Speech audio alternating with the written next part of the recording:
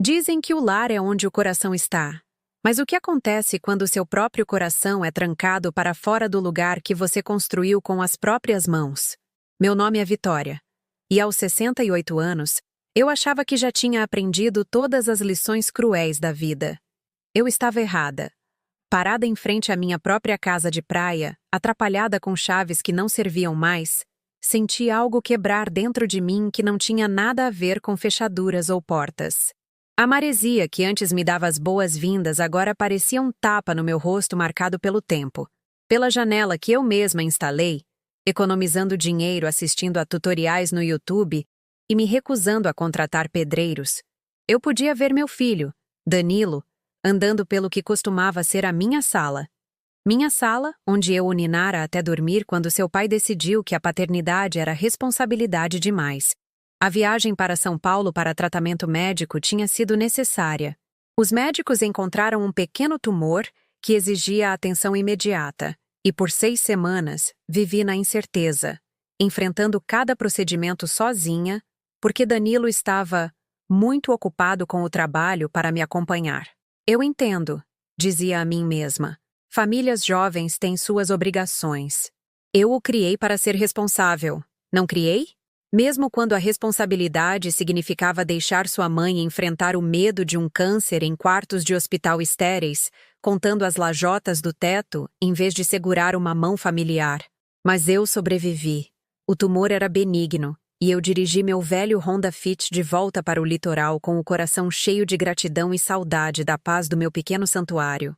Passei 20 anos construindo esta vida após meu divórcio.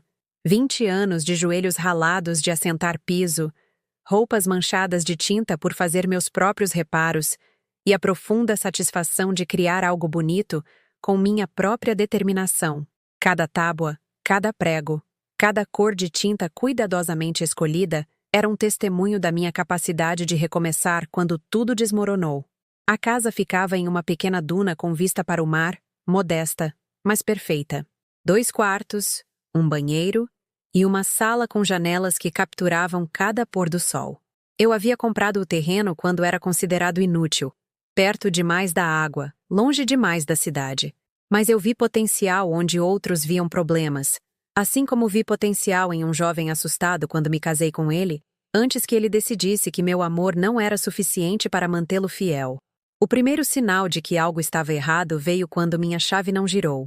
Fiquei ali, as sacolas de supermercado cortando as palmas das minhas mãos, pensando que a maresia havia corroído o mecanismo. Acontece perto do oceano. Tudo precisa de manutenção constante, de atenção constante. Como os relacionamentos, pensei, sem saber quão profética essa comparação se provaria.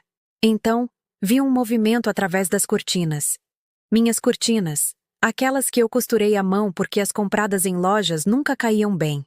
A silhueta de uma mulher, alta e de ângulos retos, movendo-se pelo meu espaço com a confiança de quem é dona. Minha nora, Rebeca, sempre me fez sentir como um inconveniente em sua vida perfeita. Nas reuniões de família, ela desviava as conversas das minhas histórias, sugeria que eu poderia ficar mais confortável sentada no canto, lembrava a todos como Danilo havia superado a casa de sua infância e precisava de espaço para sua própria família florescer. Eu bati na porta. O som ecoou oco contra a porta que eu havia pintado na primavera passada, escolhendo um amarelo alegre porque me lembrava a esperança. Rebeca atendeu, e sua expressão não continha surpresa, nem vergonha, nem reconhecimento de que algo incomum estava acontecendo. Ela olhou para mim como se olha para um vendedor de porta em porta, educadamente irritada, esperando que a interrupção terminasse. Vitória, disse ela, sem sair da frente para me deixar entrar. Atrás dela, pude ver meus móveis reorganizados, minhas fotografias substituídas pelas dela, a colcha de crochê da minha avó, aquela que cobriu 5 gerações de mulheres na minha família. Em lugar nenhum. Precisamos conversar. Sobre o quê? Perguntei, embora meu coração já estivesse afundando no estômago. As sacolas de supermercado pareciam mais pesadas. O peso familiar de planejar refeições na minha própria cozinha, de repente estranho e incerto. Sobre a casa, continuou Rebeca, sua voz carregando o tom ensaiado de alguém que havia praticado essa conversa. Danilo e eu estivemos discutindo sua situação e achamos que é hora de algumas mudanças. Você está envelhecendo e este lugar é demais para você manter. As escadas, o isolamento, a distância do atendimento médico, não é seguro. Segurança. A palavra pairou entre nós como uma arma disfarçada de preocupação. Eu havia sobrevivido à traição de um marido, criado um filho sozinha, sobrevivido a sustos de câncer e temporadas de ressacas e aos 1000 pequenos desastres que ensinam a uma mulher que ela é mais forte do que jamais imaginou. Mas agora, segundo a esposa do meu filho, eu era frágil demais para a vida que construí. Onde está o Danilo? Perguntei. Minha voz mais baixa do que eu pretendia. Certamente meu filho, o menino que eu ensinei a andar de bicicleta e amarrar os sapatos, o jovem que apoiei na faculdade, no casamento e nas primeiras dificuldades de começar sua própria família, não se esconderia atrás da saia da esposa enquanto eles desmontavam minha existência. Ele está lá dentro, disse ela, ainda bloqueando a porta. Nós nos mudamos na semana passada. Faz mais sentido para todos. As crianças precisam de espaço para crescer. E você precisa. Bem, você precisa pensar no seu futuro de forma mais realista. As crianças.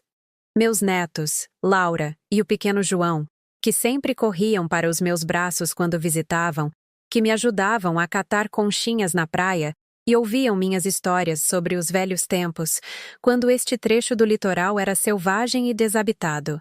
Onde eles estavam agora? Teriam-lhes dito que a avó não era mais bem-vinda na casa onde aprenderam a amar o ritmo do oceano? Pela janela, vislumbrei Danilo.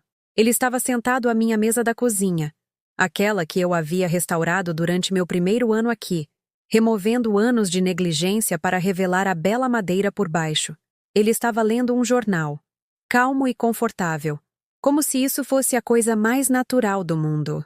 Como se sua mãe, do lado de fora, trancada para fora de sua própria casa, fosse apenas uma tarde de terça-feira qualquer. Naquele momento, parada na minha própria porta como uma estranha, entendi que a traição nem sempre vem com gritos ou confrontos dramáticos. Às vezes, ela chega silenciosamente, vestida de praticidade e preocupação, usando o rosto das pessoas em quem você confiou seu coração. Às vezes, os cortes mais profundos são feitos por aqueles que sabem exatamente onde encontrar seus pontos fracos, que entendem que a crueldade entregue com um sorriso dói mais do que a raiva honesta jamais poderia. Eu havia dado tudo para construir esta vida, e em 6 semanas de ausência médica, ela havia sido redistribuída como bens após uma morte. Exceto que eu ainda estava viva, ainda respirando, ainda parada ali com compras que não podia cozinhar na minha própria cozinha, me perguntando como o amor havia se transformado tão completamente em indiferença. A pior parte não foi a casa roubada ou as fechaduras trocadas. Foi a percepção de que, enquanto eu lutava pela minha vida em leitos de hospital, as pessoas que eu mais amava planejavam meu exílio, medindo meu valor em metros quadrados e decidindo que eu não era mais essencial para a felicidade deles. Mas eu ainda estava de pé, ainda respirando. E em algum lugar lá no fundo, sob o choque e o coração partido, outra coisa começava a se agitar. Algo que lhes ensinaria a diferença entre uma mulher que pode ser descartada e uma mulher que escolhe desaparecer até o momento em que decide ressurgir. A conversa que se seguiu pareceu como assistir ao meu próprio funeral, ainda respirando. Rebeca falou sobre providências e o que é melhor para todos, como se eu fosse um problema a ser resolvido, em vez de uma pessoa cujo mundo inteiro estava desmoronando. Ela havia preparado respostas para cada protesto que eu pudesse levantar, respostas tão polidas que só poderiam ter vindo de semanas de planejamento. Já falamos com uma casa de repouso adorável na cidade, continuou ela, sua voz escorrendo uma doçura falsa. Eles têm atividades, programas sociais, equipe médica no local. Você fará amigos da sua idade, pessoas que entendem o que você está passando, o que eu estava passando. Como se o luto fosse uma fase a ser gerenciada, em vez de uma resposta à traição. como se a perda de tudo pelo que trabalhei pudesse ser curada com jogos de bingo e aulas de artesanato supervisionadas. Esta é a minha casa, eu disse, minha voz tremendo apesar dos meus esforços para manter a calma. Eu construí este lugar. Cada centímetro dele. Vocês não podem simplesmente... Na verdade, podemos. A voz de Danilo cortou a brisa do mar quando ele finalmente saiu de trás do jornal e da saia da esposa. Meu filho, que um dia fora meu mundo inteiro, olhou para mim com a polidez distante reservada a visitantes indesejados. A casa está no nome de nós dois agora, mãe. Você mesma assinou os papéis. As palavras me atingiram como um golpe físico. Lembrei-me de assinar documentos durante minha crise médica. Papéis que Rebeca havia levado ao hospital com explicações sobre proteger os bens e garantir a segurança da família.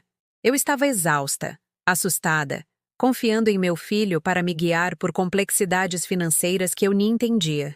No meu momento mais fraco, eu lhes entreguei a arma que usariam para me destruir.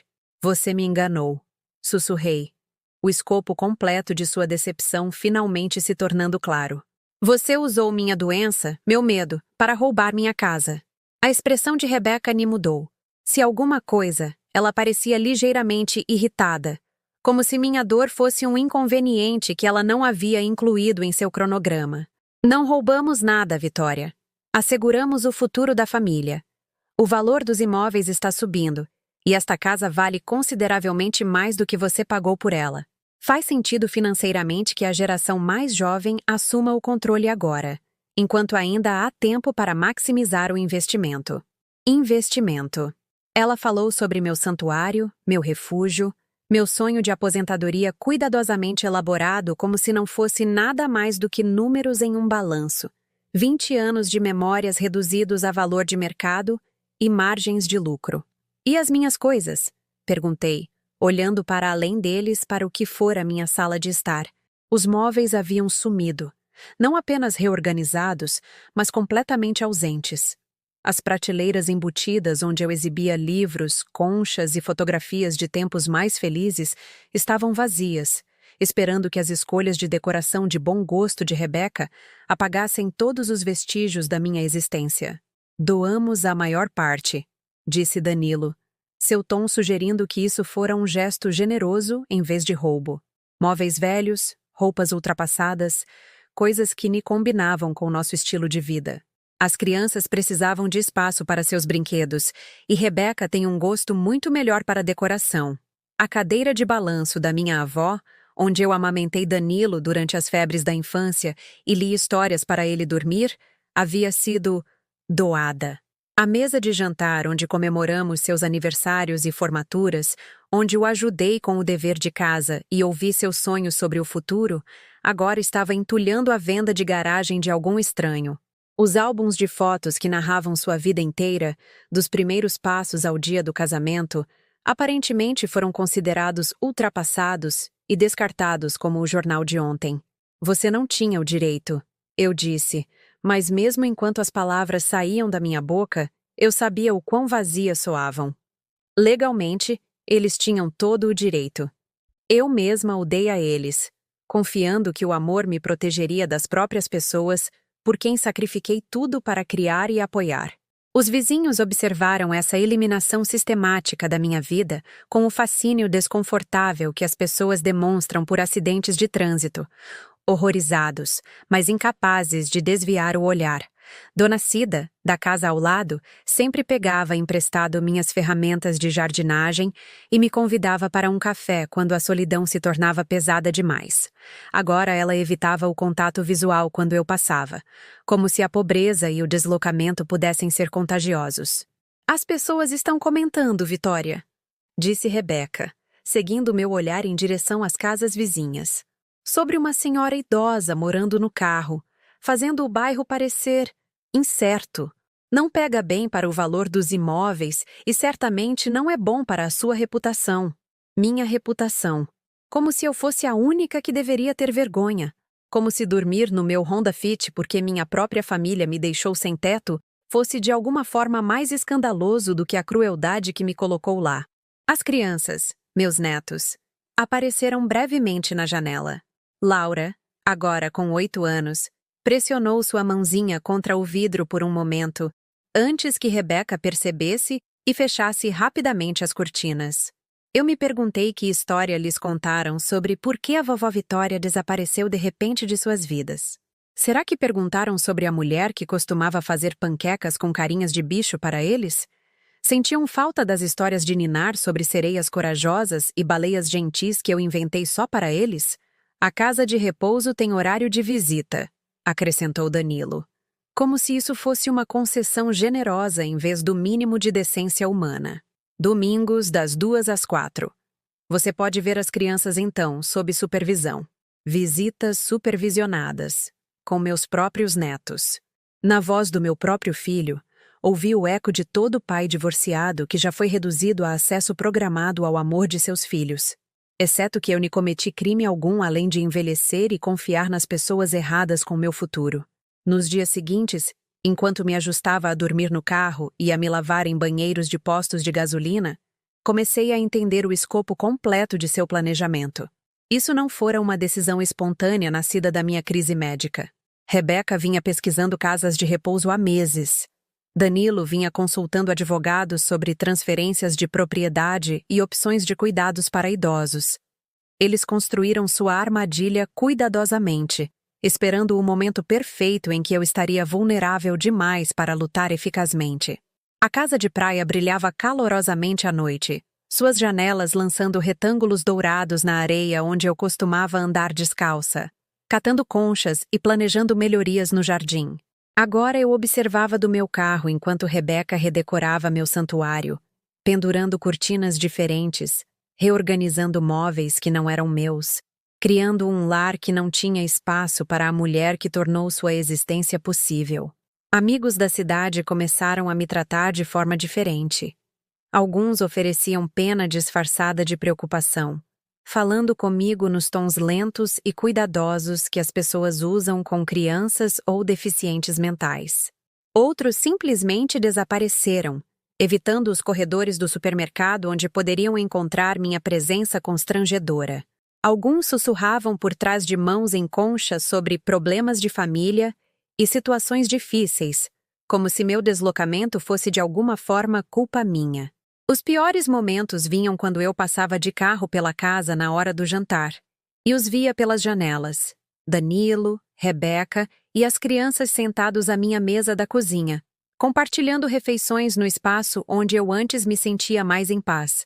Eles pareciam a família perfeita, completa e contente, como se minha ausência tivesse realmente melhorado suas vidas em vez de destruir a minha. Mais tarde da noite, quando os turistas iam embora e a praia pertencia apenas ao vento e às ondas, eu sentava no meu carro e me lembrava de quem eu costumava ser. Não apenas a mãe de Danilo ou o inconveniente de Rebeca, mas Vitória Almeida. Uma mulher que sobreviveu ao divórcio e à maternidade solo, que construiu algo bonito do nada, que criou um filho para acreditar na bondade, na lealdade e nos laços familiares que não poderiam ser quebrados pela conveniência ou pela ganância. Aquela mulher ainda estava aqui em algum lugar, enterrada sob camadas de choque, luto e a vergonha peculiar que vem de ser descartada por pessoas que um dia afirmaram te amar. E lentamente, muito lentamente, ela estava começando a acordar. A primeira vez que tentei visitar as crianças foi em uma tarde de domingo, 3 semanas após meu despejo. Eu havia economizado dinheiro suficiente para a gasolina para ir à cidade. Comprei pequenos presentes em uma loja de utilidades baratas, um livro de colorir para a Laura e carrinhos de brinquedo para o João, e cheguei ao que costumava ser minha porta da frente exatamente às 2 horas, como Danilo havia especificado. Rebeca atendeu usando um vestido de grife que custava mais do que minha aposentadoria mensal do INSS. Seu sorriso era ensaiado, do tipo que as comissárias de bordo usam ao dar más notícias sobre voos atrasados.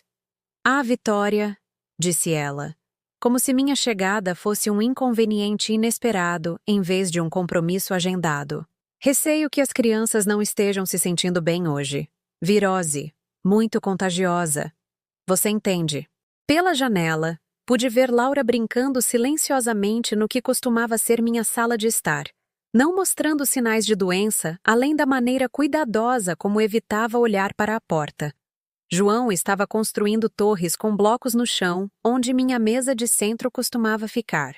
Sua risada flutuando através do vidro como uma lembrança de tempos mais felizes.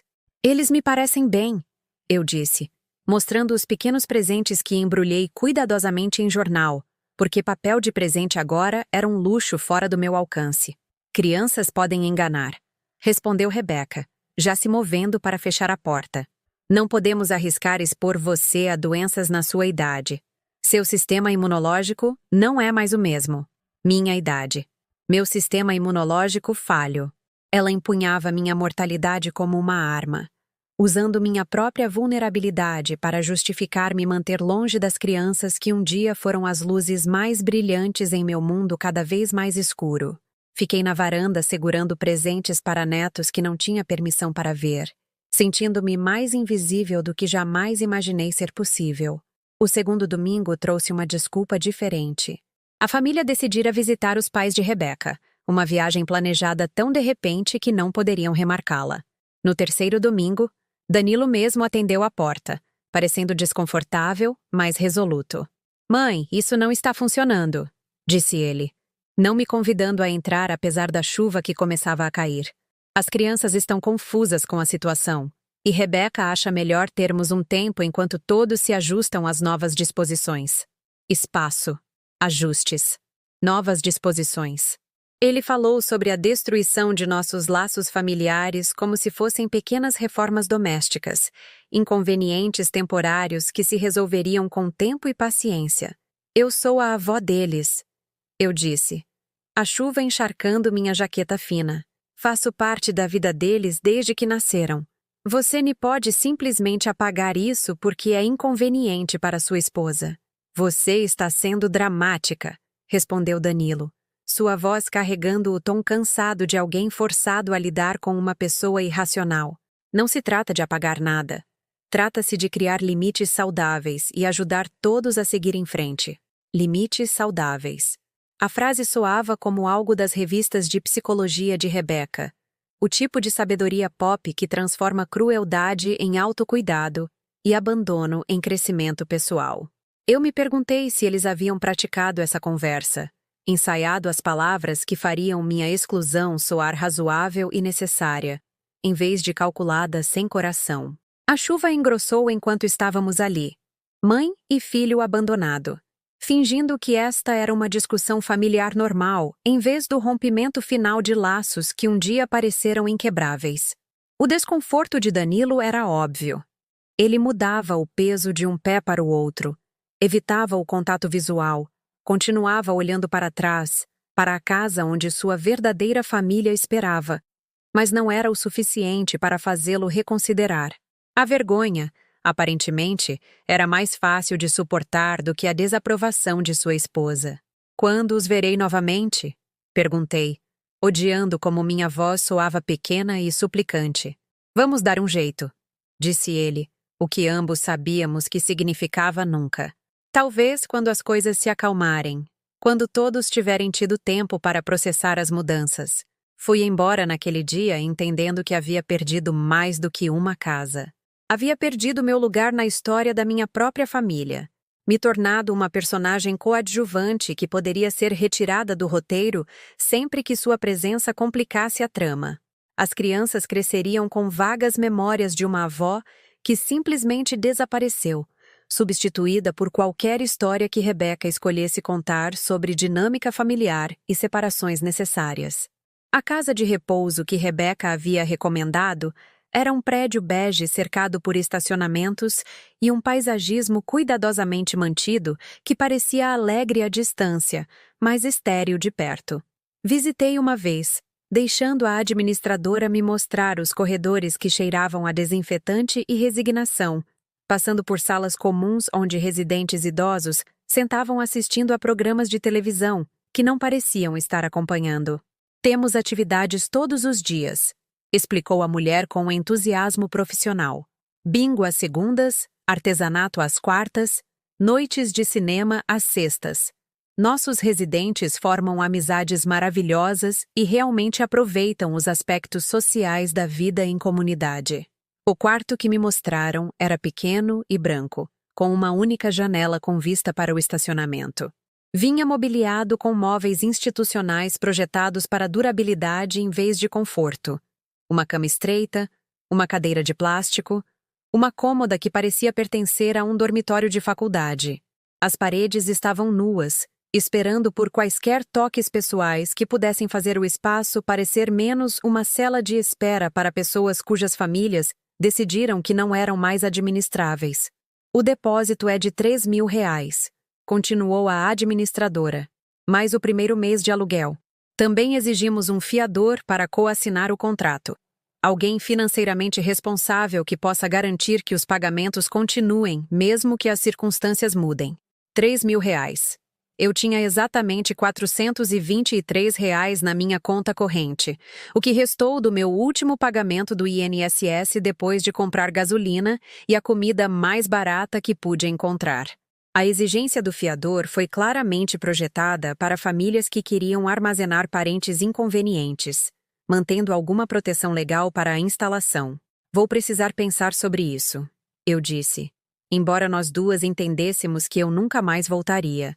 Naquela noite, estacionada atrás de uma lanchonete 24 horas, onde o letreiro de neon piscava como um coração moribundo, calculei minhas opções com a honestidade brutal que a pobreza exige. Minha aposentadoria fornecia R$ 840 por mês. Mal o suficiente para cobrir comida e gasolina. Certamente insuficiente para alugar em qualquer lugar decente. Eu poderia solicitar programas de assistência, mas as listas de espera se estendiam por meses ou anos, e a maioria exigia endereços permanentes que eu não possuía mais. O carro havia se tornado meu mundo inteiro. Quarto, armário, sala de jantar e refúgio. Aprendi a dobrar minhas roupas com eficiência, a racionar comida para que as refeições durassem mais, a encontrar banheiros públicos que ofereciam sabão e toalhas de papel para a higiene básica. Minha carteira de motorista ainda listava o endereço da casa de praia. Um lembrete cruel toda vez que eu precisava de identificação de que estava vivendo como um fantasma em minha própria vida. Algumas noites, outras pessoas desabrigadas estacionavam nas proximidades. Homens, na maioria, veteranos, viciados e trabalhadores cujas indústrias haviam desaparecido, deixando-os presos entre as vidas que costumavam ter e o que quer que viesse a seguir. Mantínhamos distâncias cuidadosas, respeitando a privacidade uns dos outros enquanto reconhecíamos nossas circunstâncias compartilhadas com acenos sutis e o entendimento de que o julgamento era um luxo que nenhum de nós podia pagar. Comecei a passar os dias na biblioteca pública, em parte pelo ar-condicionado e pelos banheiros limpos, mas principalmente porque os livros sempre foram minha fuga, quando a realidade se tornava insuportável. Os bibliotecários eram gentis, mas profissionalmente distantes, tratando-me com a cortesia gentil reservada aos frequentadores, cujas circunstâncias deixavam todos ligeiramente desconfortáveis. Foi lá, lendo em uma cadeira de canto perto da janela, que ouvi uma conversa que mudou tudo. Duas mulheres na estação de computadores discutiam registros de propriedade e leis de herança, pesquisando algo para uma disputa familiar, envolvendo pais idosos e filhos adultos que queriam acesso aos bens antes da hora. A chave é fazê-los assinar voluntariamente, disse uma mulher, sua voz carregando a crueldade casual de alguém discutindo planos para o jantar em vez de manipulação financeira. Advogados de direito do idoso conhecem todos os truques. Você só precisa apresentar como proteção e planejamento, em vez do que realmente é. Ouvi com crescente reconhecimento enquanto elas descreviam táticas idênticas às que Danilo e Rebeca haviam usado.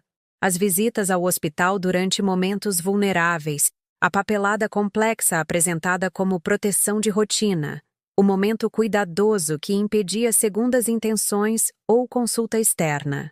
Este não era um caso isolado de traição familiar. Era um padrão, um método, possivelmente até um modelo de negócio. Naquela noite, em vez de dirigir sem rumo até que o cansaço me forçasse a encontrar uma vaga para passar a noite, sentei na biblioteca até a hora de fechar, lendo tudo o que pude encontrar sobre fraude contra idosos, direito de propriedade e os recursos legais disponíveis para pessoas que foram sistematicamente roubadas por suas próprias famílias. Pela primeira vez desde aquele dia terrível em que minhas chaves não couberam na minha própria porta, senti algo além de desespero. Não era esperança exatamente. Ainda não. Mas era curiosidade.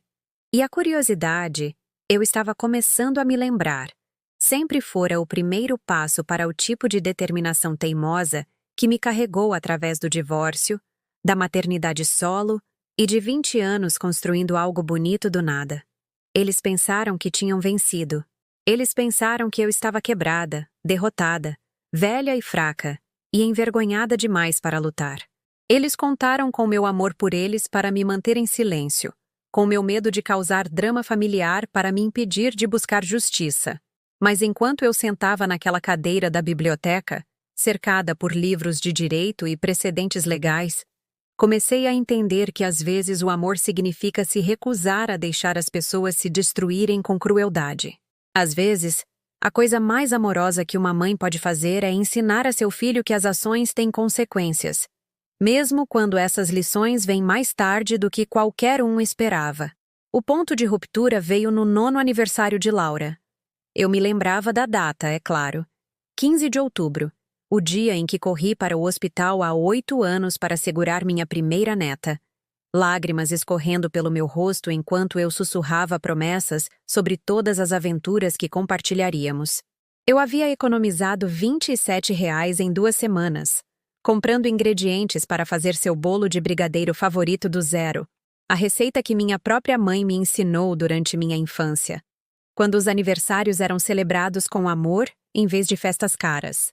Fui até a casa naquela tarde carregando o bolo em uma caixa que limpei e decorei cuidadosamente com uma fita salva de um saco de presente antigo. As janelas brilhavam com uma luz quente e eu podia ouvir risadas flutuando sobre as dunas. O som de uma celebração familiar em pleno andamento.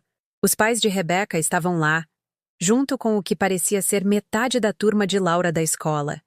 Crianças que eu nunca conheci, correndo pelo quintal onde eu costumava plantar flores com mãozinhas ansiosas para ajudar a vovó a fazer as coisas crescerem. Bati na porta com os dedos trêmulos, segurando minha modesta oferenda como um tratado de paz. Quando Rebecca atendeu, seu rosto se transformou da alegria de anfitriã de festa para uma irritação fria no espaço de um piscar de olhos. Atrás dela, pude ver Laura cercada por uma montanha de presentes caros. Um tablet, roupas de grife, brinquedos que custavam mais do que meu orçamento mensal de comida. Vitória, disse Rebecca, sem se preocupar em baixar a voz, apesar das crianças brincando por perto. O que você está fazendo aqui? É o aniversário da Laura, eu disse, erguendo a caixa do bolo. Eu fiz o favorito dela, bolo de brigadeiro. Ela sempre me ajudava a fazer quando era pequena. Você não pode simplesmente aparecer sem ser convidada, respondeu Rebecca bloqueando a porta com o corpo. Esta é uma celebração familiar privada. Temos convidados. Pela porta aberta, Laura ergueu os olhos de sua pilha de presentes e me viu ali. Seu rosto se iluminou com a pura alegria que só as crianças podem irradiar, e ela começou a correr em minha direção gritando: Vovó Vitória! Antes que a voz aguda de Rebecca a parasse no meio do caminho. Laura, volte aqui agora mesmo! Ordenou Rebecca. A vovó Vitória já estava de saída. A confusão no rosto de Laura quebrou algo fundamental dentro do meu peito. Ela olhou entre mim e a mãe, tentando entender por que a avó, que um dia fora sua pessoa favorita, de repente não era bem-vinda em sua festa de aniversário. Seus pequenos ombros caíram enquanto ela voltava lentamente para seus presentes. Mas eu a peguei, olhando para trás com perguntas que sua mente de 8 anos nem conseguia articular. Por favor, sussurrei para Rebecca, minha voz mal audível acima do barulho da festa. Só me deixe dar o bolo para ela. É o aniversário dela. Mom, ela tem um bolo, disse Rebecca, apontando para uma elaborada criação de 3 andares de uma confeitaria chique, decorada com flores de pasta americana e glitter comestível. Ela não precisa do seu. As palavras atingiram como golpes físicos. Não apenas a rejeição, mas o descarte casual de tudo o que meu presente representava. As horas gastas medindo ingredientes que eu mal podia pagar. O amor assado em cada camada. A esperança desesperada de que algo caseiro pudesse importar mais do que algo comprado. Meu bolo, com sua cobertura ligeiramente torta e rosas de glacê que não eram perfeitas, parecia patético ao lado da criação profissional que dominava a mesa da sala de jantar. Danilo! Chamei por cima de Rebeca, esperando que meu filho pudesse intervir. Pudesse se lembrar de todos os bolos de aniversário que eu fiz para ele durante os anos de vacas magras, quando doces de confeitaria eram luxos inimagináveis. Ele apareceu na porta, parecendo desconfortável, mas resoluto.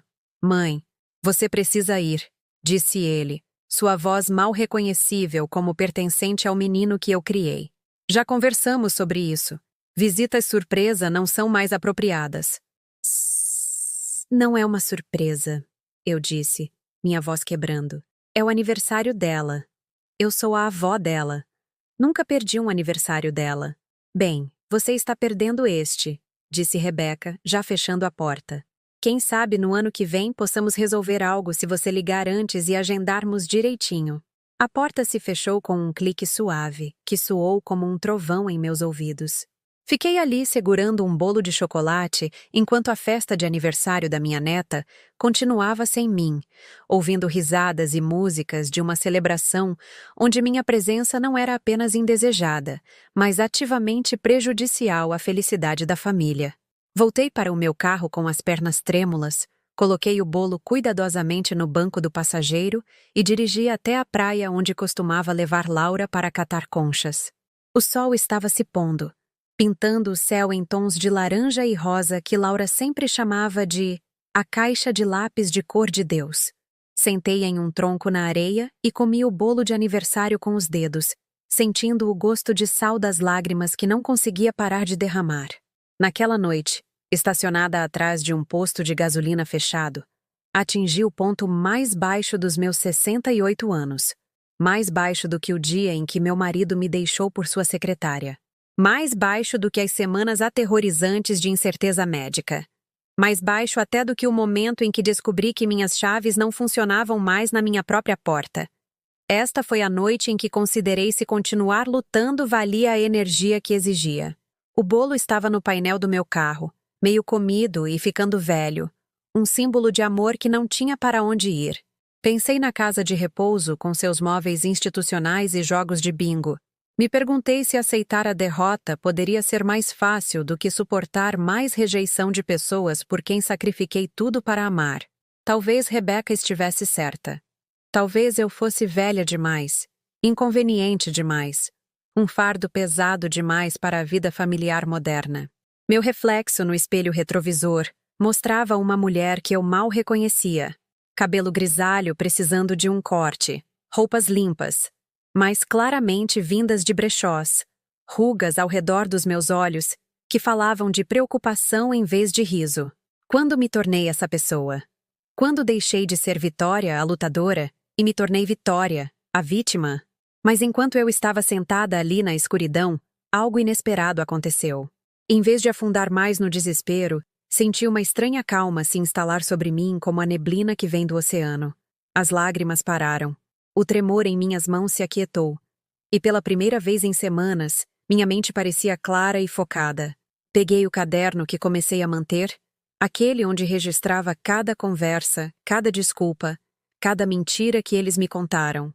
Anotei tudo sobre o aniversário de Laura, os presentes caros, o bolo profissional, a crueldade casual de dispensar uma avó que nunca perdeu um momento importante na vida daquela criança.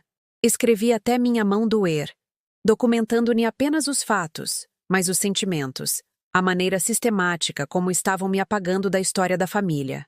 Então, abri o porta-luvas e peguei a pasta que vinha acumulando.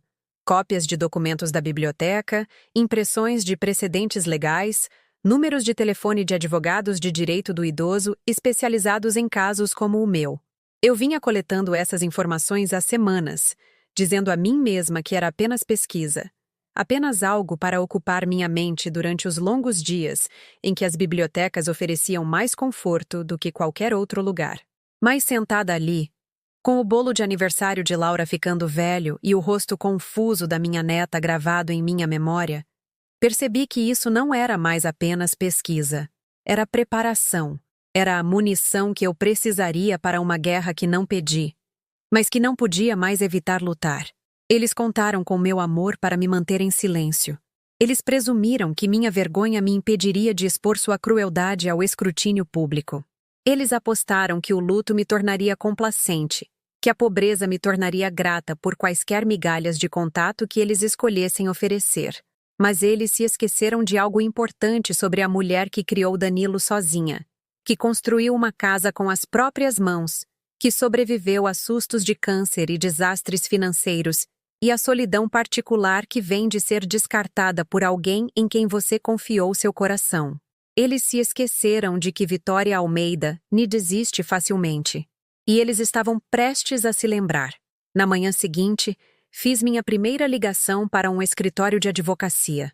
Minha voz estava firme enquanto eu explicava minha situação para a recepcionista, solicitando uma consulta sobre fraude contra idosos e roubo de propriedade. Sim, eu disse. Eu entendia que poderia haver honorários envolvidos. Sim, eu estava preparada para discutir opções de pagamento. E sim, eu tinha documentação. Ao desligar o telefone, olhei para o bolo de aniversário de Laura uma última vez antes de jogá-lo fora. A doçura havia se tornado amarga, mas a lembrança de fazê-lo, a esperança e o amor que eu derramei em cada ingrediente, isso alimentaria o que viria a seguir. Eu não era mais invisível. Eu não era um problema a ser gerenciado ou um fardo a ser armazenado.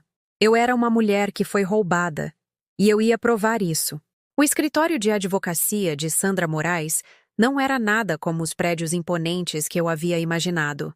Localizado em um sobrado antigo perto do centro, parecia mais uma visita a uma amiga de confiança do que uma consulta com uma advogada. Sandra tinha talvez 55 anos, com cabelos grisalhos e o tipo de confiança calma que vem de anos ajudando pessoas a navegar em seus piores momentos. Dona Vitória, disse ela, revisando a pasta grossa que eu havia compilado ao longo de semanas de pesquisa e documentação. Quero que saiba que o que aconteceu com a senhora é mais comum do que a maioria das pessoas imagina. O abuso financeiro contra idosos muitas vezes não é denunciado porque as vítimas têm vergonha ou medo de causar problemas familiares.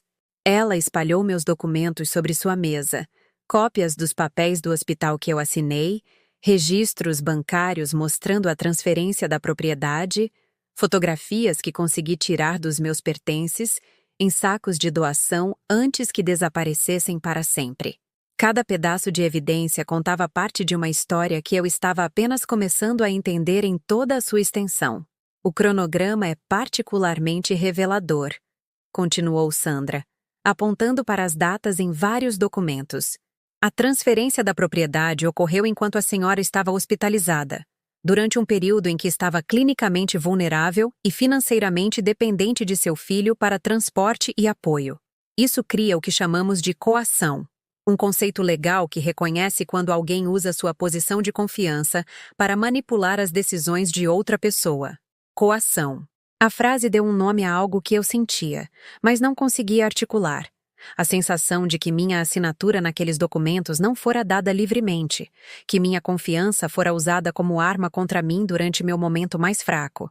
O desafio, explicou Sandra gentilmente, é que seu filho e sua nora foram cuidadosos. Eles não falsificaram documentos nem roubaram abertamente. Eles usaram mecanismos legais, papelada devidamente executada, canais legítimos que tornam suas ações tecnicamente legais, ainda que moralmente repreensíveis. Meu coração afundou. Legal, mas imoral. Parecia ser a história de toda a minha situação. Perder minha casa por meio de procedimentos adequados, ter o acesso aos meus netos negado por meio de limites que soavam razoáveis, ficar sem teto por uma série de decisões que pareciam defensáveis no papel. No entanto, continuou Sandra, seu tom mudando de uma forma que me fez inclinar para a frente. Há vários fatores a nosso favor. Primeiro, o curto prazo entre sua crise médica e a transferência da propriedade. Segundo, a eliminação completa de seus pertences sem seu conhecimento ou consentimento. Terceiro, a negação sistemática de acesso aos seus netos, o que sugere que as motivações deles não eram puramente sobre o seu bem-estar. Ela abriu uma pasta diferente, revelando documentos que eu não reconheci. Estive fazendo algumas investigações preliminares sobre a situação financeira do seu filho. A senhora sabia que ele e a Rebeca pediram falência há 2 anos? Que eles têm lutado com dívidas de cartão de crédito e um empreendimento comercial fracassado? A informação me atingiu como água fria. Danilo nunca havia mencionado problemas financeiros. Se alguma coisa, as roupas de grife de Rebeca e seu estilo de vida caro sugeriam prosperidade, em vez de desespero. Mas enquanto Sandra apresentava as evidências, processos judiciais, relatórios de crédito, pedidos de empréstimo, uma imagem diferente emergiu de um casal se afogando em dívidas que viu minha propriedade como sua salvação. Sua casa de praia valorizou significativamente desde que a senhora a comprou, explicou Sandra. O valor de mercado atual é de aproximadamente R$ 400 mil, com apenas 60 mil restantes da hipoteca. Para alguém enfrentando a falência, esse patrimônio representa uma solução para problemas financeiros imediatos. R$ 400 mil. Eu havia pago 85 mil por aquele lote 20 anos atrás, investindo cada centavo do meu acordo de divórcio no que os corretores de imóveis chamavam de propriedade costeira não desenvolvível. Com meu próprio trabalho e determinação, criei algo valioso que poderia ter garantido minha aposentadoria por décadas. Quais são as minhas opções? Perguntei, embora tivesse medo de esperar por respostas que pudessem realmente ajudar. Podemos contestar a transferência da propriedade com base em coação, disse Sandra. Também podemos buscar acusações por abuso financeiro contra idosos, que é uma questão criminal além do caso civil. O descarte sistemático de seus bens pessoais sem consentimento constitui roubo, independentemente de quem detinha a escritura na época. Acusações criminais. A possibilidade de Danilo e Rebeca enfrentarem consequências legais por suas ações parecia ao mesmo tempo aterrorizante e necessária. Eu criei meu filho para entender o certo e o errado, para respeitar os direitos e a propriedade de outras pessoas. Se ele esqueceu essas lições, talvez a lei pudesse lembrá-lo. Nas semanas seguintes, Sandra e eu construímos um caso com a paciência metódica de arqueólogos descobrindo uma verdade enterrada. Documentamos cada conversa, cada visita negada, cada desculpa que me manteve longe dos meus netos.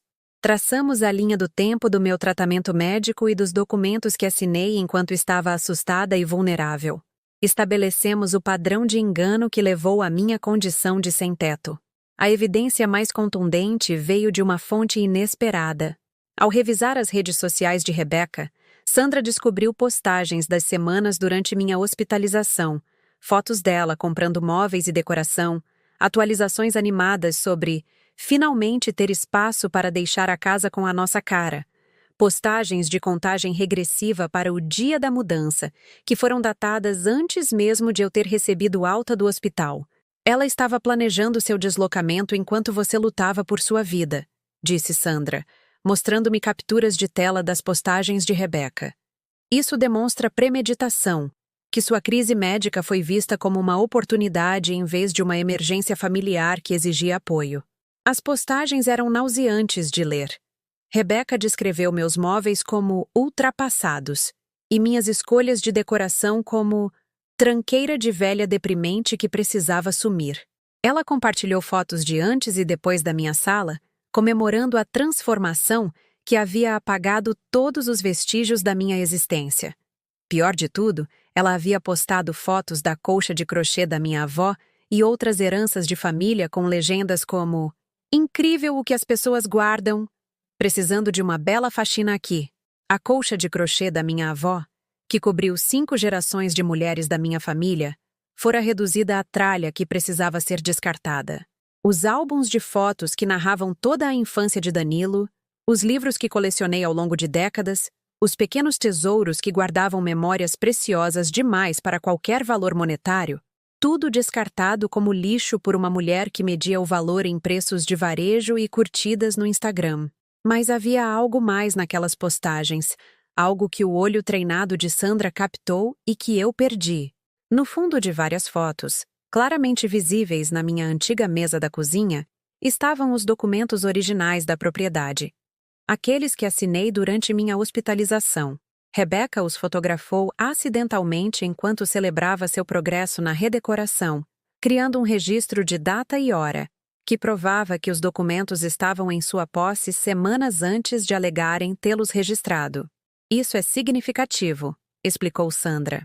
Sugere que eles mantiveram os documentos assinados por um período prolongado, possivelmente para garantir que a senhora estivesse muito deslocada e desorientada para procurar ajuda legal antes que a transferência se tornasse final. Esse nível de cálculo fortalece consideravelmente nosso caso. Enquanto nos preparávamos para o que Sandra chamou de fase de confronto, me vi mudando de maneiras que não esperava. O luto e a vergonha que me consumiram por meses foram gradualmente sendo substituídos por algo mais duro e focado. Não raiva exatamente, embora isso certamente estivesse presente. Algo mais parecido com clareza. Comecei a passar de carro pela casa novamente, não para me torturar com o que havia perdido, mas para observar e documentar. Notei os carros caros na garagem, o paisagismo profissional que substituiu meu jardim cuidadoso, o sistema de segurança que fora instalado para proteger bens que originalmente eram meus. Fotografei as mudanças que eles fizeram, as melhorias financiadas com o patrimônio roubado do trabalho da minha vida. Durante uma dessas visitas de vigilância, vi Laura brincando sozinha no quintal, enquanto Rebecca falava ao telefone lá dentro.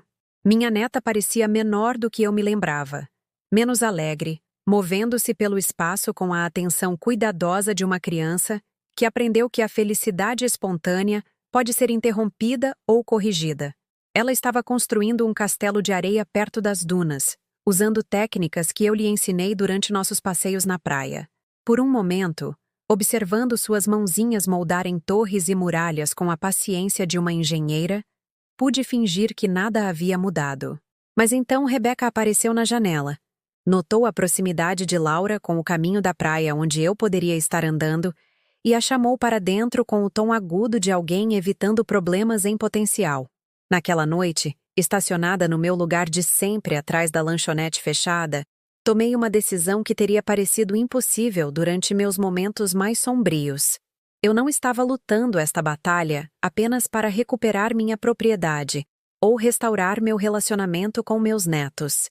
Eu estava lutando para ensiná-los, Danilo, Rebecca e, eventualmente, Laura e João, que as ações têm consequências, que a crueldade disfarçada de praticidade ainda é crueldade, e que o amor às vezes significa se recusar a deixar as pessoas se destruírem com comportamentos dos quais se arrependerão pelo resto de suas vidas.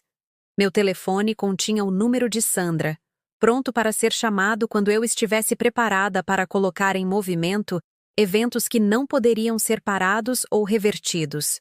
Os documentos legais estavam preparados, as evidências compiladas, a estratégia acordada. Tudo o que restava era minha decisão de prosseguir. Mas eu não era a mesma mulher que ficou em sua própria porta com chaves que não serviam mais. Eu não era a avó quebrada que fora dispensada de uma festa de aniversário segurando um bolo caseiro. Eu era Vitória Almeida e havia me lembrado de algo importante sobre mim mesma. Eu não apenas sobrevivia a tempos difíceis, eu aprendia com eles. E estava prestes a ensinar à minha família a diferença entre uma mulher que podia ser descartada e uma mulher que escolhia quando revelar sua força. Na manhã em que decidi seguir em frente com a ação legal, acordei antes do amanhecer e dirigi até a praia onde minha casa se erguia como uma joia roubada contra o horizonte. O sol estava apenas começando a pintar o céu em tons de coral e dourado. As mesmas cores que me saudavam todas as manhãs por 20 anos, quando este lugar me pertencia. Sentei no meu carro e observei as ondas rolarem em seu ritmo eterno, reunindo forças para o que iria restaurar minha vida ou destruir o que restava da minha família para sempre. Sandra me avisara que, uma vez que dessemos entrada nos papéis, não haveria volta. Danilo e Rebeca seriam forçados a responder, a contratar seus próprios advogados, a enfrentar acusações criminais junto com o processo civil. Os jornais locais poderiam pegar a história. Idosa luta contra a família por casa roubada. E a vergonha privada que me consumiu por meses se tornaria conhecimento público. A senhora está preparada para isso? Sandra havia perguntado durante nossa última reunião de preparação. Para a possibilidade de que isso acabe com seu relacionamento com seu filho permanentemente?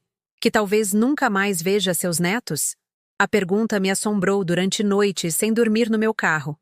Mas agora, observando o nascer do sol sobre a propriedade que construí com minhas próprias mãos, eu sabia a resposta com certeza absoluta.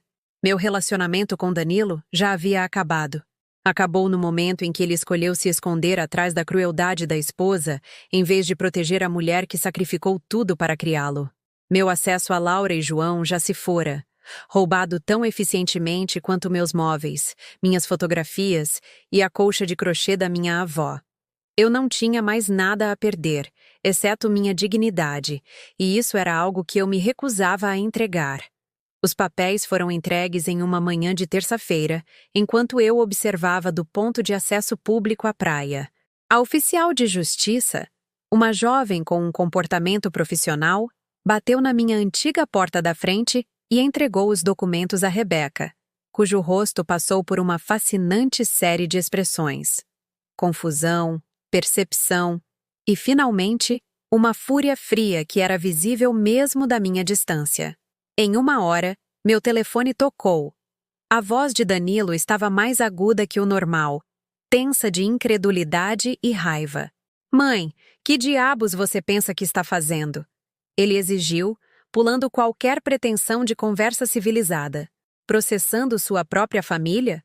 Fazendo com que sejamos intimados com papéis legais como se fôssemos criminosos? Vocês são criminosos, respondi, minha voz mais calma do que eu esperava. Vocês roubaram minha casa, meus pertences e meu relacionamento com meus netos. Vocês manipularam uma mulher doente para assinar documentos que ela não entendia. Isso é abuso contra idosos, Danilo. É ilegal! Nós não roubamos nada! Sua voz falhou de indignação. Você assinou aqueles papéis voluntariamente. Temos testemunhas. Essa história toda é ridícula. E você vai se envergonhar e destruir esta família por causa de um mal-entendido. Um mal-entendido. Mesmo agora, enfrentando as consequências legais de seus atos, ele estava tentando minimizar o que eles haviam feito, reenquadrar o roubo sistemático como uma simples falha de comunicação que poderia ser resolvida com melhores intenções e discussões mais claras. Onde estão as colchas da minha avó, Danilo? Perguntei em voz baixa. Onde estão os álbuns de fotos da sua infância? Onde está a cadeira de balanço em que te ninei quando você teve pneumonia aos 3 anos? O silêncio se estendeu o suficiente para eu ouvir a voz de Rebeca ao fundo, aguda e urgente, embora eu não conseguisse distinguir as palavras. Isso eram apenas coisas, mãe, disse Danilo finalmente. Tranqueira velha que estava entulhando a casa. Precisávamos de espaço para nossa família. Para nossa vida. Você está transformando isso em uma questão de bens materiais quando deveria ser sobre o que é melhor para todos. O que é melhor para todos? Repeti. Isso inclui deixar sua mãe sem teto? Inclui negar aos seus filhos o acesso à avó deles? Inclui mentir para uma paciente com câncer em uma cama de hospital? Outra longa pausa. Quando Danilo falou novamente, sua voz mudou para o tom suplicante que ele usava quando criança, ao ser pego em mentiras grandes demais para negar. Podemos resolver isso, disse ele. Você não precisa de advogados e batalhas judiciais. Somos família. Podemos encontrar uma solução que funcione para todos. Eu tentei soluções familiares por meses, lembrei a ele. Eu implorei, supliquei, fiquei na chuva pedindo para ver meus netos. O tempo para soluções familiares acabou quando você trocou as fechaduras da minha casa. Naquela tarde, Sandra ligou com notícias que eram ao mesmo tempo satisfatórias e preocupantes. Eles contrataram um advogado, relatou ela. Um escritório especializado em planejamento patrimonial e proteção de ativos. Advogados caros que normalmente trabalham para famílias ricas tentando proteger dinheiro de impostos ou credores. O que isso significa para o nosso caso? Significa que eles estão levando isso a sério, o que sugere que sabem que suas ações foram legalmente questionáveis. Mas também significa que eles têm recursos que eu desconhecia. De onde um casal falido tiraria dinheiro para uma representação jurídica de alto nível? A resposta veio 2 dias depois, quando o investigador da doutora Sandra descobriu a fonte da recém-descoberta estabilidade financeira de Danilo e Rebeca. Eles haviam contraído um substancial empréstimo com garantia de imóvel, usando minha casa roubada como colateral para o dinheiro que pagou suas dívidas e financiou sua defesa legal contra minhas acusações. Eles estão usando sua própria propriedade para pagar os advogados que lutam contra sua tentativa de reavê-la, explicou Sandra, sua voz tensa de raiva controlada. É particularmente audacioso, mesmo para os padrões dos casos de abuso financeiro que já vi. A ironia era tão cruel que quase parecia humor negro. Minha casa de praia, construída com meu trabalho e financiada com o acordo do meu divórcio, agora gerava o dinheiro usado para me manter sem teto e afastada dos meus netos. Cada pagamento dos honorários de seus advogados vinha do patrimônio que eu criei ao longo de 20 anos de manutenção e melhorias cuidadosas. Mas o investigador de Sandra havia descoberto outra coisa, algo que mudou todo o cenário do nosso caso. Ao pesquisar o empréstimo com garantia de imóvel, descobriram que Danilo e Rebeca mentiram na solicitação sobre as circunstâncias da transferência da propriedade. Eles alegaram que eu estava morta, fornecendo certidões de óbito falsificadas para acelerar o processo de empréstimo e evitar perguntas sobre meu consentimento. Isso nos leva para o território do estelionato e da falsidade ideológica, explicou Sandra. Apresentar documentos falsos a um banco, especialmente certidões de óbito, é um crime federal. O Ministério Público vai se interessar muito por essa informação. Certidões de óbito falsificadas. Eles não apenas roubaram minha casa e meus pertences. Eles literalmente me apagaram da existência, declarando-me morta para as instituições financeiras, enquanto eu dormia no meu carro atrás de postos de gasolina e procurava maneiras de sobreviver com a minha aposentadoria. A profundidade de seu engano era de tirar o fôlego em sua totalidade. Naquela noite, sentei-me no meu carro, olhando para a casa que brilhava com uma luz quente contra a escuridão, perguntando-me se as pessoas lá dentro entendiam o quão profundamente haviam se comprometido com um caminho que só poderia terminar em destruição. Será que Danilo se lembrava das histórias de ninar que eu lia para ele, dos sacrifícios que fiz para garantir que ele tivesse oportunidades que eu nunca tive? Será que Rebeca considerou, mesmo que brevemente, como seus filhos se sentiriam quando descobrissem que sua mãe havia declarado a avó morta por conveniência financeira? A manhã seguinte trouxe outro telefonema, desta vez da própria Rebeca. Sua voz estava diferente de sua polidez controlada de sempre, mais afiada, mais desesperada, com pontas que cortavam sua compostura ensaiada. Vitória, isso já foi longe demais, disse ela sem rodeios. Você está destruindo esta família com seu egoísmo. O Danilo está arrasado. As crianças estão confusas. Você precisa retirar esse processo e nos deixar seguir com nossas vidas. As crianças estão confusas porque você disse a elas que eu morri. Respondi. Como exatamente você explicou ter falsificado certidões de óbito de alguém que ainda ligava para perguntar sobre festas de aniversário? O silêncio que se seguiu foi tão completo que me perguntei se ela havia desligado. Quando falou novamente, sua voz carregava uma fúria fria que revelava mais sobre sua verdadeira natureza do que meses de desprezo educado jamais haviam revelado. Você nem faz ideia contra o que está lutando, disse ela. O Danilo me escolheu em vez de você há muito tempo. Ele escolheu nosso futuro em vez do seu passado. Lutar contra nós só vai provar que você é exatamente a velha amarga e vingativa que eu sempre disse que você era. Talvez, concordei calmamente. Mas eu sou uma velha amarga e vingativa com uma excelente representação legal e provas documentais de crime. Acho que vou arriscar. A ligação terminou com um clique seco que ecoou no meu carro como um tiro. Sentei-me por um momento, processando a conversa e o que ela revelava sobre as pessoas que um dia considerei minha família. A máscara de Rebecca finalmente caiu por completo, mostrando a crueldade calculista que sempre se escondeu sob sua aparente preocupação com meu bem-estar. Mas havia algo mais naquela conversa. Algo que me deu esperança. Desespero. Medo. O reconhecimento de que seu castelo de cartas cuidadosamente construído estava começando a desmoronar sob o peso do escrutínio legal. Eles estavam com medo agora, e pessoas com medo cometem erros.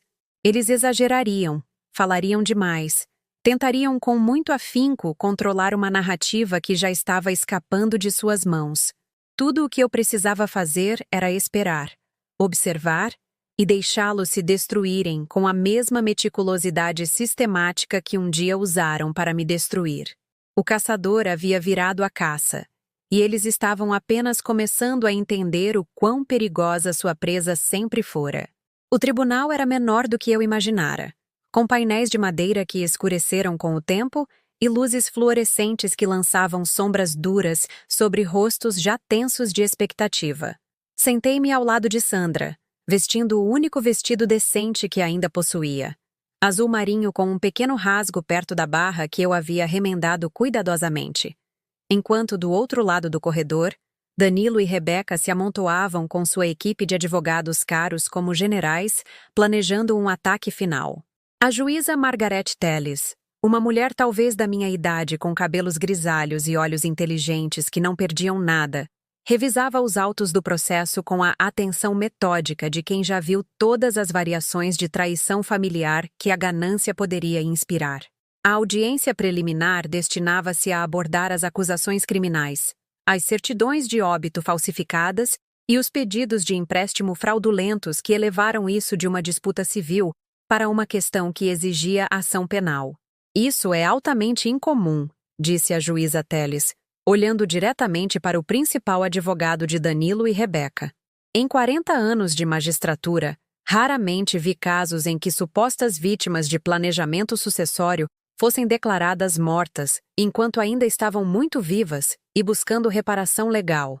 O advogado de Rebecca, um homem cujo terno de milhares de reais não conseguia esconder seu desconforto óbvio, pigarreou nervosamente.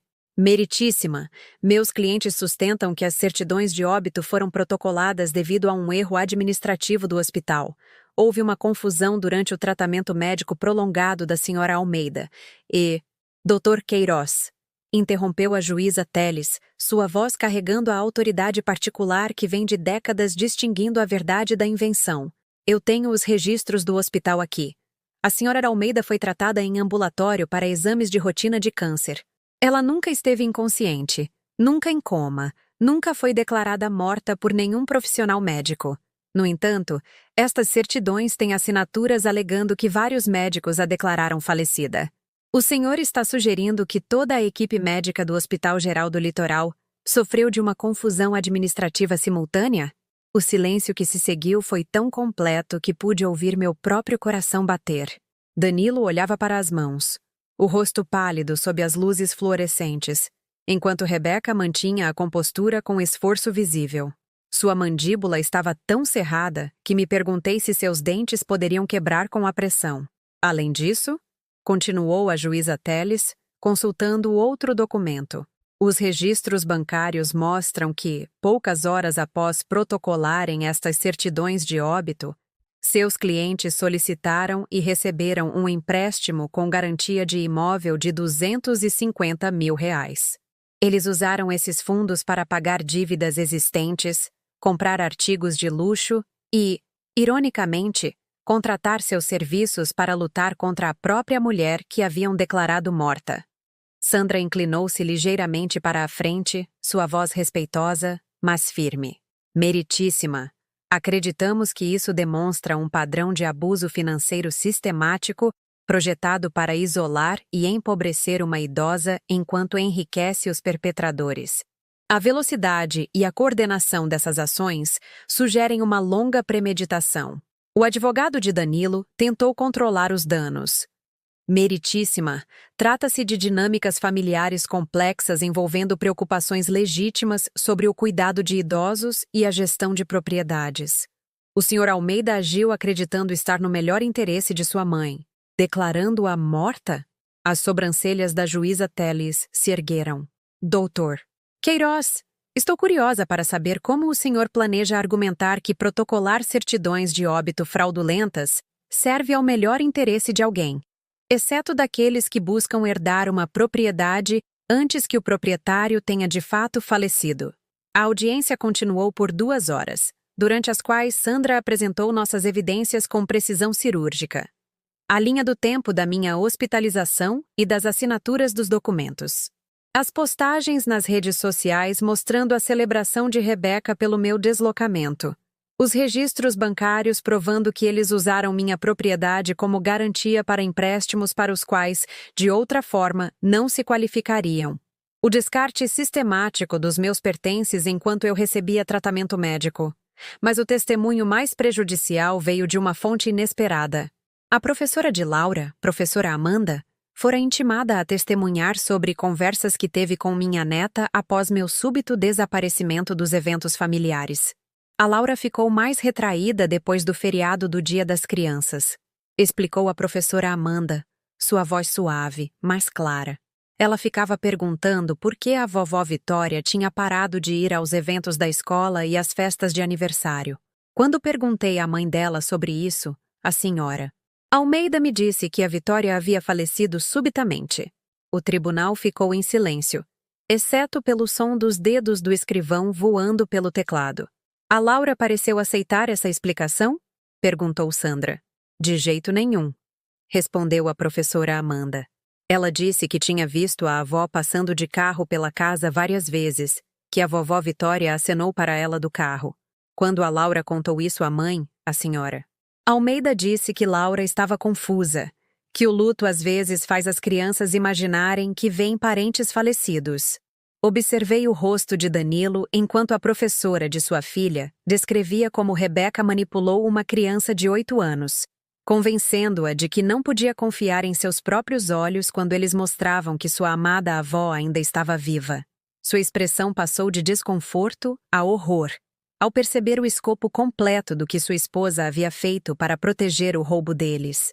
Essa manipulação psicológica de uma menor, observou a juíza Teles, fazendo anotações em seu bloco, adiciona outra dimensão a estas acusações. Não estamos falando apenas de fraude financeira, mas de abuso emocional de crianças que foram deliberadamente enganadas sobre o bem-estar de sua avó. Durante o intervalo do almoço, vi Danilo no corredor do tribunal, de pé sozinho enquanto Rebeca falava urgentemente com seus advogados perto dos elevadores. Ele parecia mais velho que seus 36 anos. Seu rosto carregando o peso das consequências que ele estava apenas começando a entender. Por um momento, nossos olhos se encontraram através do corredor de mármore. Vi algo ali que poderia ter sido arrependimento, ou talvez apenas medo da sentença de prisão que ele enfrentava. Mas quando Rebeca notou nossa troca de olhares e se aproximou dele, sua expressão endureceu novamente na máscara de indignação justificada que ele usara durante todo esse calvário. A sessão da tarde trouxe revelações mais devastadoras. O contador forense de Sandra apresentou evidências de que Danilo e Rebeca planejavam meu deslocamento há mais de 1 ano. Pesquisando casas de repouso e advogados de direito do idoso, muito antes de meu susto com o câncer fornecer a oportunidade de que precisavam. Eles já haviam selecionado e visitado a instituição onde pretendiam colocar a senhora Almeida, testemunhou o contador. Registros bancários mostram que eles fizeram um depósito para reservar um quarto 6 meses antes do início do tratamento médico dela. 6 meses. Enquanto eu planejava melhorias no jardim e ansiava por mais um verão tranquilo na praia, eles calculavam como me remover da minha própria vida. Cada jantar em família, cada celebração de feriado, cada momento em que me senti grata por sua presença em minha vida, fora conduzido sob falsas pretensões por pessoas que contavam os dias até poderem roubar legalmente tudo o que eu possuía. Mas o momento que mudou tudo veio quando a juíza Teles se dirigiu diretamente a Danilo. Senhor Almeida, disse ela, sua voz carregando o peso da autoridade desapontada. O senhor ficou sentado em silêncio enquanto sérias acusações criminais foram feitas contra o senhor. Tem algo a dizer sobre estas alegações antes que eu tome minhas decisões preliminares? Danilo levantou-se lentamente, seu terno caro incapaz de disfarçar o fato de que ele parecia um homem se afogando em consequências que nunca imaginara. Por um longo momento, ele olhou para mim através do tribunal, e eu vi em seus olhos o menino que criei. A criança que um dia correu para mim em busca de conforto quando o mundo parecia grande e assustador demais para navegar sozinho. Meritíssima, disse ele, sua voz quase inaudível. Eu achei que estávamos fazendo a coisa certa. Minha esposa disse que minha mãe estava ficando velha demais para morar sozinha, que a propriedade era valiosa demais para ficar desprotegida. Eu confiei no julgamento dela sobre o que era melhor para todos. A mão de Rebeca disparou para agarrar seu braço, suas unhas perfeitamente feitas, cravando-se em sua manga com força suficiente para deixar marcas. Mas Danilo gentilmente removeu a mão dela e continuou a falar. Percebo agora que estava errado, disse ele, cada palavra parecendo custar-lhe um esforço enorme. Deixei meu medo sobre a idade da minha mãe e minhas preocupações com nossa situação financeira obscurecerem meu julgamento sobre o que era certo. Eu feri a mulher que sacrificou tudo para me criar e ensinei aos meus filhos que o amor não importa quando há dinheiro envolvido. O tribunal ficou tão quieto que pude ouvir o sistema de ar-condicionado funcionando. O rosto de Rebeca ficou branco de fúria, sua defesa cuidadosamente construída desmoronando enquanto seu marido confessava crimes que ela o convencera serem um planejamento familiar justificável. Eu quero consertar isso, continuou Danilo, lágrimas escorrendo por seu rosto. Não sei se minha mãe poderá me perdoar um dia, mas quero tentar desfazer o dano que causei. A juíza Teles assentiu lentamente, fazendo anotações enquanto processava este desenvolvimento inesperado. Senhor Almeida, o senhor está preparado para cooperar plenamente com o tribunal na resolução desta questão? Para fazer a restituição completa e aceitar quaisquer consequências legais que suas ações tenham acarretado? Sim, meritíssima, disse Danilo, sua voz ficando mais forte a cada palavra. Eu estou. Esse foi o momento em que a compostura de Rebeca finalmente se estilhaçou por completo. Ela saltou de pé, sua voz cortando o tribunal como uma lâmina. Ele não fala por mim, gritou ela, ignorando as tentativas de seu advogado de contê-la. Não vou deixar aquela velha amarga destruir tudo o que construímos. Ela está tentando roubar o futuro dos nossos filhos por puro despeito. Senhora Almeida! A voz da juíza Teles carregava a autoridade afiada de quem está acostumada a manter a ordem. Queira sentar-se e permanecer em silêncio, ou será detida por desacato. Mas Rebeca já não se importava com acusações de desacato. Anos de manipulação cuidadosa e crueldade calculada jorraram em uma torrente de raiva que revelou a verdadeira natureza que ela escondera por trás de sorrisos ensaiados e atuações de nora preocupada. Ela nunca mereceu aquela casa, gritou Rebeca, o rosto contorcido de fúria. Ela não é ninguém. Uma caixa de supermercado que deu sorte num divórcio. Nós temos estudo, temos ambição, temos planos que importam. Ela ia apenas morrer naquela casa e desperdiçar tudo. O silêncio que se seguiu foi ensurdecedor. Rebeca acabara de confessar, em tribunal aberto, o roubo premeditado de minha propriedade, com base em nada mais do que sua crença de que merecia o trabalho da minha vida mais do que eu. O martelo da juíza Teles bateu com finalidade. Senhora Almeida, a senhora está em desacato. Oficial, por favor, escolte-a para uma cela onde ela possa refletir sobre a sabedoria de seu surto. Enquanto Rebeca era levada, ainda gritando sobre a injustiça de sua situação, percebi que a justiça finalmente chegara, não através de uma estratégia legal cuidadosa, mas através da simples verdade de que a crueldade eventualmente se destrói. A mulher que roubara minha casa, convencera meus netos de que eu estava morta e virara meu filho contra mim, acabara de confessar seus crimes na frente de uma juíza, advogados e um tribunal cheio de testemunhas. Às vezes, A melhor vingança é simplesmente dar corda suficiente para que as pessoas se enforquem com as próprias palavras. O sol estava se pondo sobre minha casa de praia quando finalmente voltei para casa. 3 meses após o colapso de Rebeca no tribunal, 2 meses após a confissão de culpa de Danilo por fraude contra idosos e 1 mês após os papéis do divórcio serem protocolados, eu estava mais uma vez no deck de madeira que construí com minhas próprias mãos, observando as ondas rolarem em seu ritmo eterno de renovação. A casa parecia diferente, nem apenas por causa das mudanças que Rebeca fizera durante sua breve ocupação, mas porque eu havia mudado. A mulher que andava por esses cômodos agora carregava cicatrizes que nunca se curariam completamente, mas também uma força que ela havia esquecido que possuía.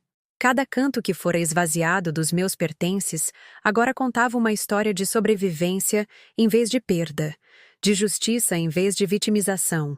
Danilo cumprira sua promessa de fazer a restituição. Os documentos forjados foram corrigidos, os empréstimos fraudulentos pagos com a venda de bens que Rebeca havia comprado com dinheiro roubado. Minha colcha de crochê da vovó, resgatada de um centro de doações a 3 cidades de distância, mais uma vez cobria a cama onde 5 gerações de mulheres da minha família sonharam seus sonhos.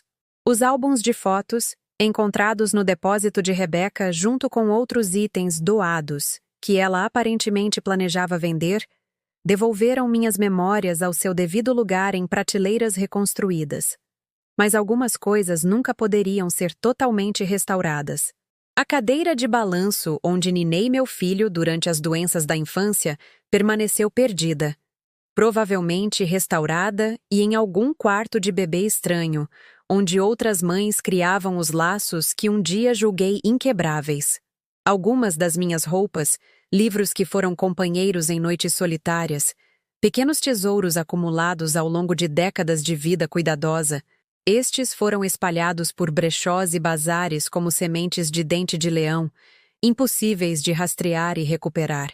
O acordo financeiro fez mais do que devolver minha propriedade.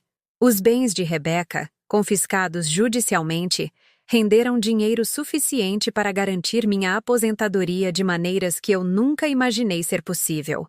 As joias caras, bolsas de grife e artigos de luxo que ela comprou com o patrimônio roubado da minha casa foram vendidos em leilão, e o valor depositado em contas que garantiriam que eu nunca mais enfrentasse o terror de ficar sem teto. A justiça, aprendi, às vezes vem com juros compostos. Danilo cumpriu 6 meses em regime semiaberto, tempo que usou para concluir um tratamento para o que seu advogado chamou de problema com jogos de azar, que contribuiu para seu desespero financeiro. Visitei-o 2 vezes, conversas que foram formais e cuidadosas. 2 pessoas tentando reconstruir a confiança a partir de alicerces que foram completamente destruídos. Eu nem espero que você me perdoe, disse ele durante nossa segunda visita, sentado à minha frente em uma sala estéril que cheirava a desinfetante e promessas quebradas. Eu nem sei como me perdoar, mas quero que saiba que todos os dias eu me lembro do que você sacrificou para me criar, e todos os dias eu odeio o que me tornei. O perdão, percebi, não era algo que pudesse ser dado ou recebido como um presente. Era algo que crescia lentamente, cuidadosamente, em solo que fora revolvido e replantado com sementes diferentes. Talvez um dia encontrássemos o caminho de volta um para o outro. Talvez não. Mas a escolha seria feita a partir da força, não do desespero, da esperança, não do medo. Rebeca cumpria 18 meses em uma penitenciária estadual por múltiplas acusações de fraude, furto e abuso de vulnerável. Sua sentença fora agravada pelo que a juíza chamou de crueldade excepcional, ao manipular seus próprios filhos para acreditarem que a avó estava morta. Não senti satisfação em sua prisão. Apenas um alívio cansado por ela nem poder mais ferir pessoas que amaram imprudentemente ou confiaram demais. As crianças, Laura e João, moravam com os pais de Rebeca enquanto Danilo reconstruía sua vida dos escombros de suas más escolhas. Nos víamos com cautela no início. Visitas supervisionadas em locais neutros enquanto conselheiros indicados pela justiça os ajudavam a processar a complicada verdade sobre o que a mãe deles havia feito E por que o pai permitira que acontecesse? Você não morreu mesmo, vovó Vitória? Laura perguntou durante nosso terceiro encontro, sua mente de 8 anos ainda lutando para reconciliar as mentiras que lhe contaram com a realidade da minha presença. Estou bem viva, assegurei, puxando-a para o meu colo, onde ela se encaixou tão perfeitamente como sempre. E nunca mais vou a lugar nenhum. Era uma promessa que eu pretendia cumprir, embora agora entendesse que o amor por si só não era suficiente para garantir seu cumprimento. O amor exigia vigilância, limites e a disposição para lutar por relacionamentos que valessem a pena preservar. Exigia reconhecer a diferença entre pessoas que mereciam confiança e pessoas que simplesmente aprenderam a imitar a confiabilidade para sua própria vantagem. A vitória legal fora mais completa do que Sandra e eu ousáramos esperar.